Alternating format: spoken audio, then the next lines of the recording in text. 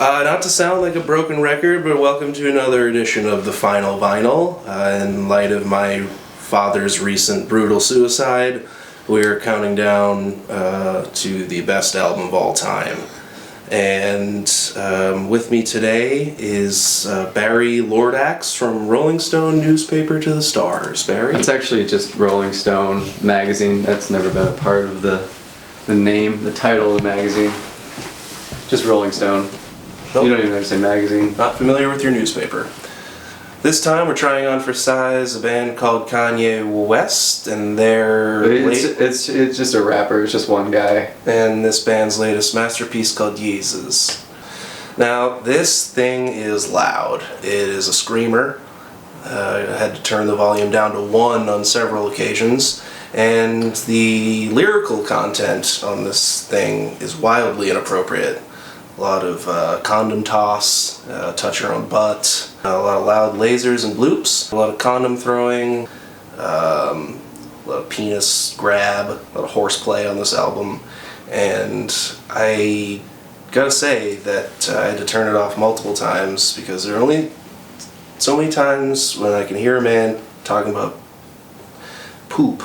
Well, now that I hear that you saying this, I kind of feel bad because I was the one who recommended this album to be the next album that we reviewed, and I think looking back, it was kind of a poor choice, seeing as how this is only the second album that you've ever heard in your life. It's kind of a hard place to start.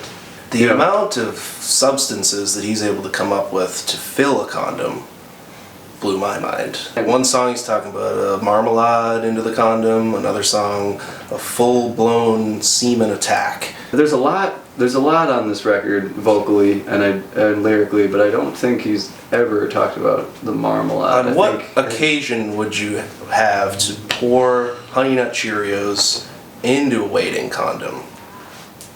I don't know. And then pour it all over your spouse. The bulk of the lyrical content is I poured Honey Nut Cheerios into a condom, and then poured it all over my wife. For a white woman, he sure uses the N-word a lot. A teenaged white woman saying the N-word a lot. Well, he's been putting music out for about 12 years now, and I don't think he's still a teenager. I think he's about 31 or 32 at this point. A particular song on the album that I wanted to touch on today that I want to hear your opinion about, the one Black Skinhead, which is, to start, it's a very touchy title, but also he's talking a lot about race and what it means to be a black figure in the world of today's media crazy information overload kind of thing. And I want to hear your take on that to see maybe. I'll give it a 99 out of 100. The whole album. The whole kit and caboodle, 99 out of 100. What did you think about that particular song though? I don't think I heard that song. I'm giving it a 1.82 out of 100. Wow. That's 1%. It's a low score. Yeah. I tend to agree that this is, out of the 2 albums I've heard, the worst one.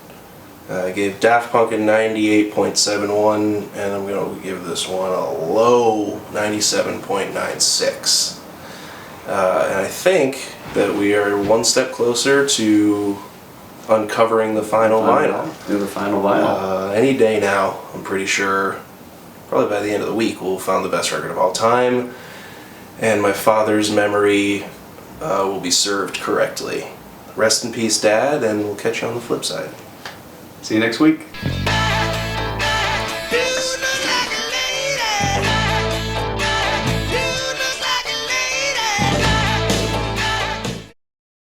Gentlemen.